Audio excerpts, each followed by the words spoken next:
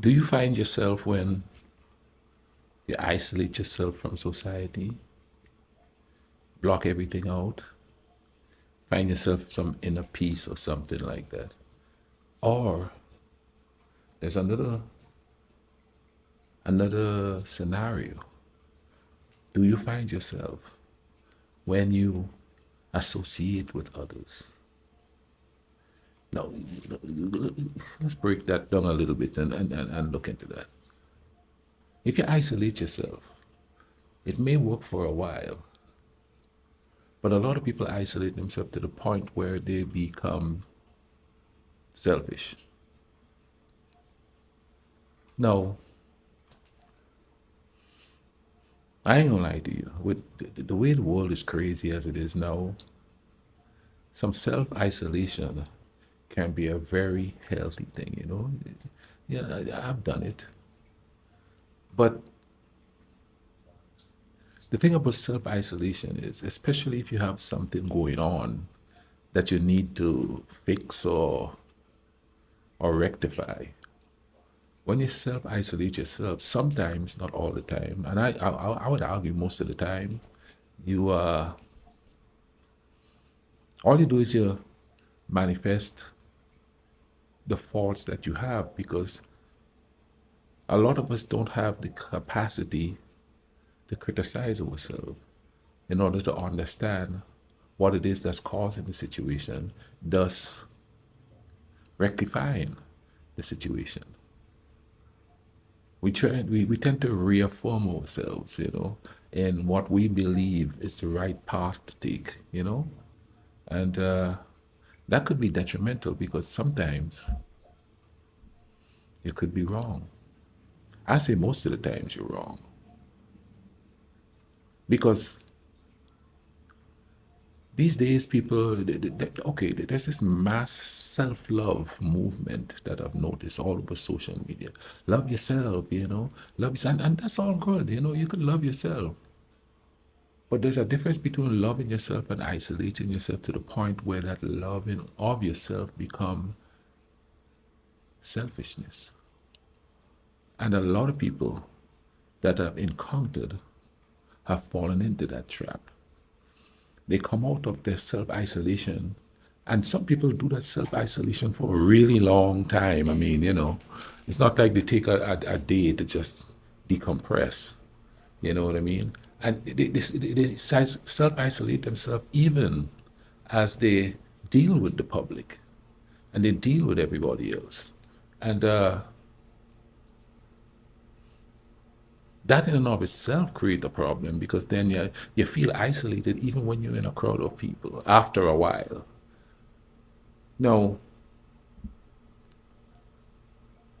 it's crazy how we don't seem to have the capacity to take accountability for things that we do. And if you don't have that capacity to take accountability, self-isolation is just reaffirming what you believe, what you think, or what you think is right. And when you self-isolate, you see it your way, especially the situation you're dealing with involve others.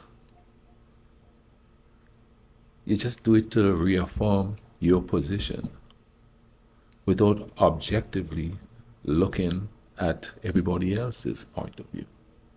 That's why you have negotiations. People sit down and they talk things out. They don't isolate themselves and try to figure it out because they always come back with the same arguments. Most of the time, that is.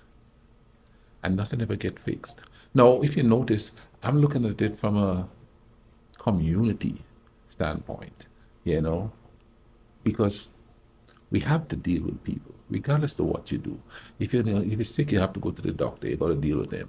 If you need food, you have to go to the grocery store. You have to deal with other people shopping and the people that work there. You know what I mean? If you go to the beach, there's people sitting around the beach. You know, so and some people have gotten to the point where they can't deal with other people. Period. Like I know a lot of people who just stay at home. They don't really do anything. No, the thing with that is they crave other people being around.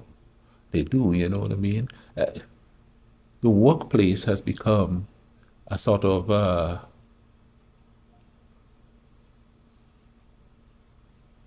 I don't know how to put it, but it's become somewhere where people go to socialize.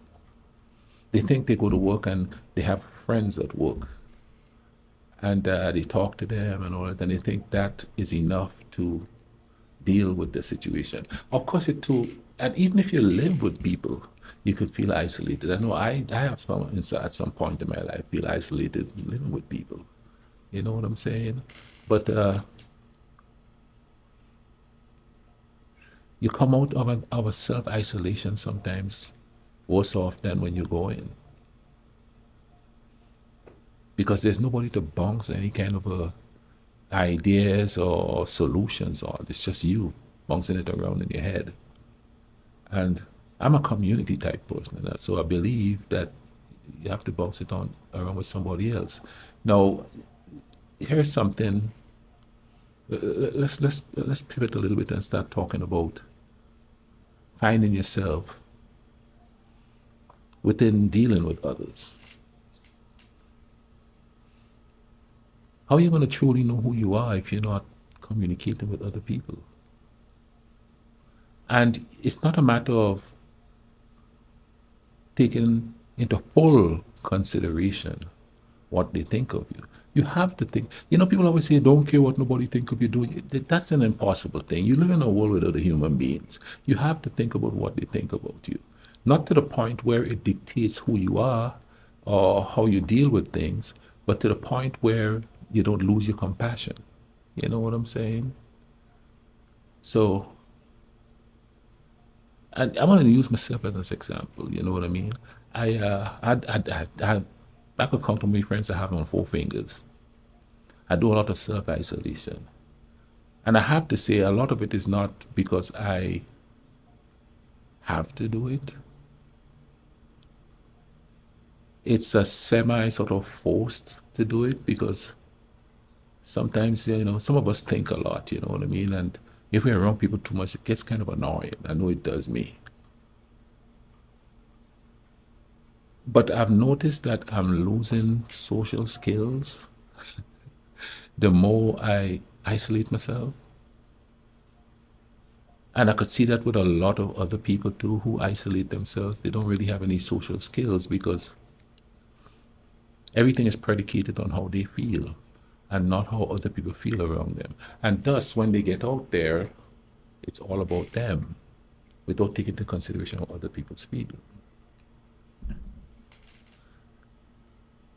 This modern society have created this individualistic phenomenon where everybody think they're on an island unto themselves, where, oh, I could do it all to myself, and they tell themselves that they have to, and they don't. Now, some people have situations that create an atmosphere where they think that they have to do it alone. But a lot of people, they come to that point because of the bad choices they make or who they have around them. Now, it's hard to figure out who to have around you because people come and they're all cloaked up and you think they're the best people in the world. And then the more you go or the more you deal with them, you realize they're not who they say they are. That's the thing about isolation.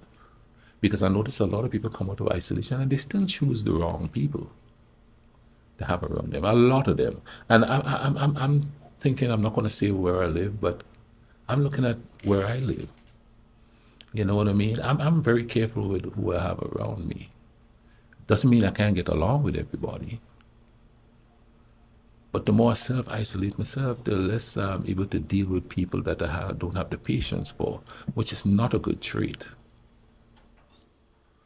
Where I used to work, people have no patience for anybody, and they always like, "Oh, you have so much patience," because I have to live in a world with these people, and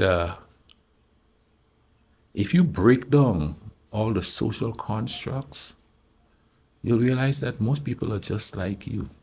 There's not much of a difference, you know what I mean? Uh, we live in a constructed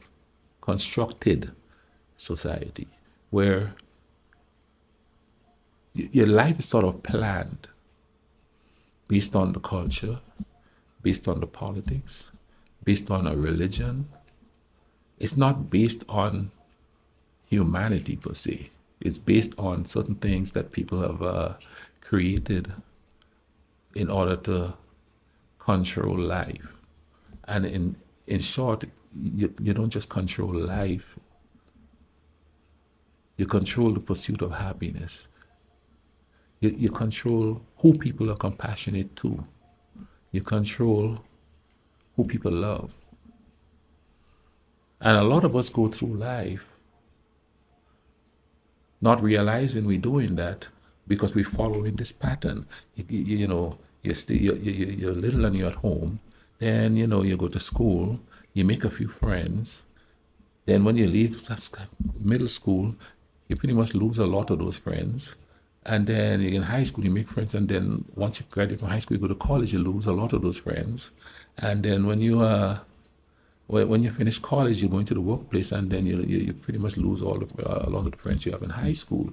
So how are you going to be able to deal with that if you self-isolate yourself? Because there's always going to be new people coming into your life.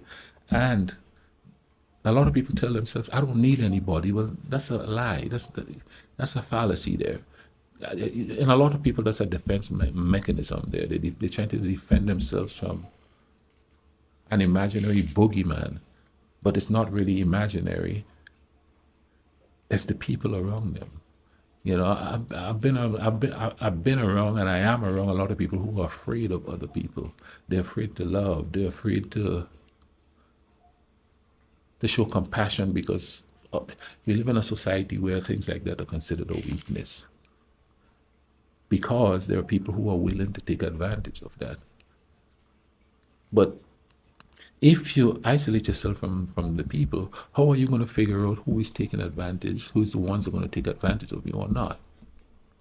The signs of the people who are going to take advantage of you, it doesn't take years to figure it out if you're paying attention. If you teach yourself how to spot it, it's easy to spot. And I think a lot of people who self-isolate, they look for that companionship. And I'm not talking about love only, I'm talking about friendship and all that. They look for that companionship. And they're easily fooled because they don't have the skills, the skill set to see what's in front of them when they're dealing with people. So thus you have antisocial behavior, you know what I mean? Like where I used to work, people would just fly off the handle if somebody doesn't do something their way, or if somebody does something that they don't consider according to the culture, the religion, or the politics, they don't consider is what is right. It's like everybody talks about morality. Morality, that's a social construct because, you know, what might be moral in one culture is amoral in another culture. How are you going to know that if you isolate yourself? Now, some groups of people benefit from people who self-isolate themselves because it's better to keep people mistrusting each other than trusting each other. So that way they could manipulate situations. Let's take, for instance, an abusive relationship. The first thing that the abuser does is isolate, there's that word, isolate the people from all those around them. And I'm seeing that play out right now. I have a friend that I've known for like 40 years. He's isolated her from everybody, all the friends that she's had, include even her child. You know what I'm saying? Now she does try to keep up with some of the friends, but when the isolator is still in the picture, the friends don't want to have to deal with that because then there's drama. But that's a whole other topic we're going to discuss another time. But if you notice, the main thing is isolation. And the few friends that they have, If those friends don't do what they want when they want it, they throw a fit. I had that happen to me here recently, you know what I mean? And I didn't do what the person wanted and they got really upset. And I'm like, you cannot isolate yourself and then expect somebody to just be there when you need them. So the big question is, which is better? Isolating yourself to figure out stuff, or isolating yourself, period? Or sucking it up and dealing with people and figuring out who you want to have around you, who is best for you to be around? Because not everybody, and that's just life, not everybody around you is going to be good for you, you know? But you have to develop the skill to figure out who is and who isn't. And I have trained myself to do that, you know what I mean? I know who cares, I know who doesn't care. Doesn't mean I don't talk to the people I know that don't care. I just know what to expect from them and what not to expect from them. You know what I'm saying? Like I have a really good friend. He calls me all the time. I talk to him. He went to the same university that I did. And the people that I see every day, they don't call me, they don't text me, they don't, you know what I mean? When they do see me, I miss you, and all of that, but then they don't just, it takes a couple of seconds to answer the phone. He moved away to a whole different state. What, 8 hours away? And still, twice a week, hey man, you doing okay? How is life doing? You understand what I'm saying? It's an understanding. It's a lack of understanding of how to treat people, man. That's basically what it is, you know? And that's kind of sad because people could also isolate themselves from good people and only pay attention to the people that doesn't have the best intentions. Another thing that I see a lot, like people that care about them, they keep them at arm's length. But people who don't care about them, they care real hard about them. And that's another video for another topic there, you know what I'm saying? It's a whole other topic there. But you tell me. I think depending on the people you have around you, you will sooner find yourself by dealing with them. Now, I'm going to use myself as an example once again. I work hard to be a good person. I falter every once in a while, but I do, you know, I try my best to be a good person. And for a while there, it was hard being a good, you know, going on that path of being a good person when it seems like everybody else around you just want to take and not be good. And for a while there, I started to get kind of mean. But then I found myself. And how I found myself is by dealing with them, I realize that I'm allowing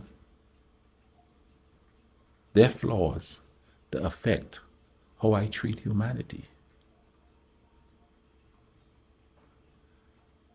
The people that think that they're using me is not really using me because I really don't mind being good to them. They're not trying to kill me, you know. Any material thing they take from me, I could get it back. And here's the cool thing about that. Once I realized that and I just started to be myself again, I've noticed that people don't really try to take advantage. They do, but not to my detriment. And if they take advantage, it's on them.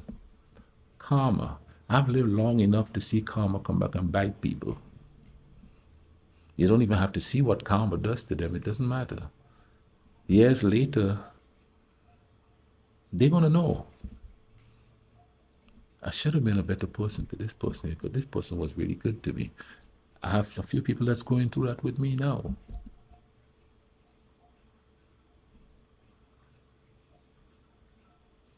Another thing by dealing with people that you would learn about yourself or you would teach yourself, is learn how to let go of people that you just shouldn't have around you. Because I know for me, it's hard to, once I get to know you, it's hard for me to let go. I'm going to care. I'm going to be loyal. And a lot of people say that's a flaw, but it's not a flaw. That's being human. Imagine if all of us was like that. And imagine being like that around people and other people starting to realize their own humanity. Because I think being good people is a human trait. Circumstances make people turn stupid, for lack of a better word, you know? But we can't keep blaming circumstances that's already passed, treating people bad. And the best way to learn not to do that is to be around people. Really look at them. Really understand them. Like I had a co-worker and everybody was hating on this poor guy, you know what I mean? Oh, he's this, he's that. And I said, stop for a minute. Look at his home life. It's not the best.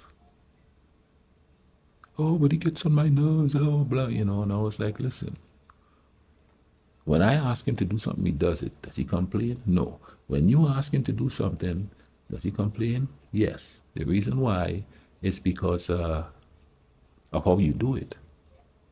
You do it with an air of looking down on him or being disdainful towards him. I do it because he's just another person. He's just another human being.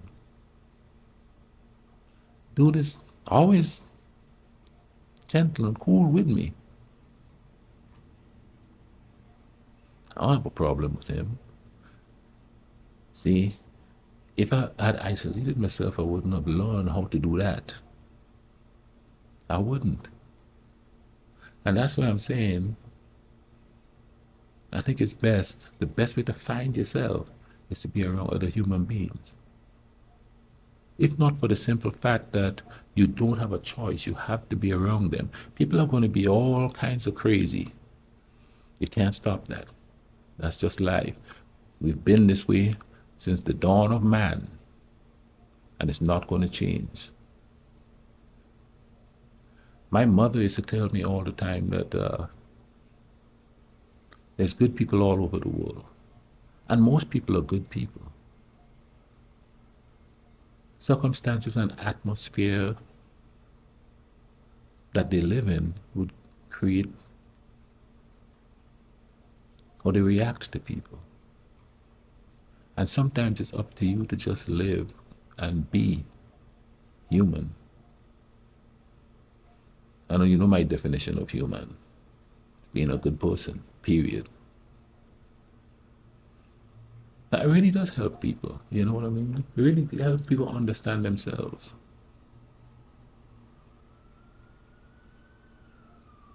Make better choices of what you do, who you surround yourself with. They say birds of a feather flock together. Yeah, not really. A little bit, yeah. Crazy people who do crazy stuff will act with crazy, be around other crazy people, true. But I've noticed in these times that a lot of good people are attracted to bad people. The bad people aren't attracted to them, they just see them as people they could use. I don't know how to figure that out. You have to be around them because, you know, the truth of the matter is there's very few people like that. It only seems like there's a lot of people like that because, number one, a lot of people haven't figured out how to point them out when they come around. So then you just have a bunch of leeches around you. You have to be strong. Tell Alicia, shape up or ship out.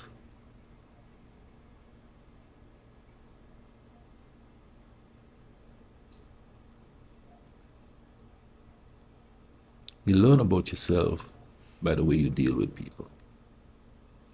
And if you don't think that you're right all the time, you're going to get along with people a lot better, a lot better. And I'm talking from experience, you know. I'll give you a story, another story here. There's a guy that used to come in where I work. Nobody could stand this dude. Nobody. Oh, he's loud and he's obnoxious and all of that, you know. And they were like mean to him all the time. Talk with your inside voice. Talk with your inside voice. And they said, doesn't he get on your nerves? I said, yeah, he does. But I'll tell you why. I don't mind that he gets on my nerves. One day, while I was at work, there was a little old lady sitting next to the pharmacy that's in the same building where I work. And she was sitting there confused and crying. And everybody else who thought that this guy was the most annoying and obnoxious person walked by that little old lady. He sat there and talked to that little old lady. He acted like a human being.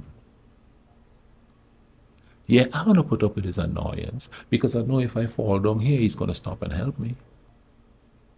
So what if he talks loud? He doesn't do anything to hurt anybody. He talks loud, he's obnoxious. So what? He's a good person. No, you see, and that's the thing, you pay attention to stuff like that. And that's how you know who you could have around you. Instead of writing people off, again, you find yourself when you're around people. When you're around people, you figure out how to deal with them, and you also figure out who is who and what is what.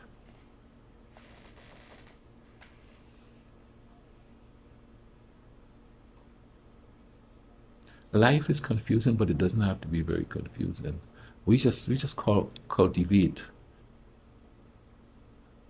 complicated situations based on made up stuff that is expected of us.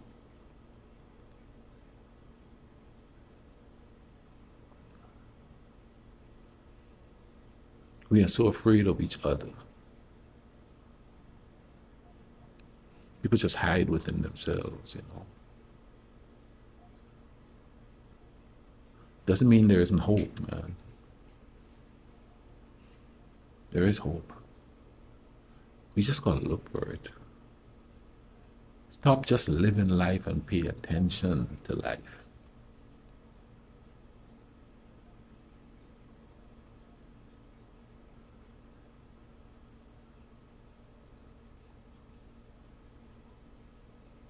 I'm not trying to tell people how to live. I'm just a simple guy, you know. I go to work, I come home. I don't live a fancy life. I don't have fancy cars. You know, I'm just living, doing the best I can with what I have. Trying to be happy with others around. Even though trying to be a good person, you attract bad people. Oh, they come like, they come at you. They surround you. They drain you, and it's not. And a lot of the times, it's not of material stuff. You just don't. You have to not let that affect who you are. You can be around people and be who you are.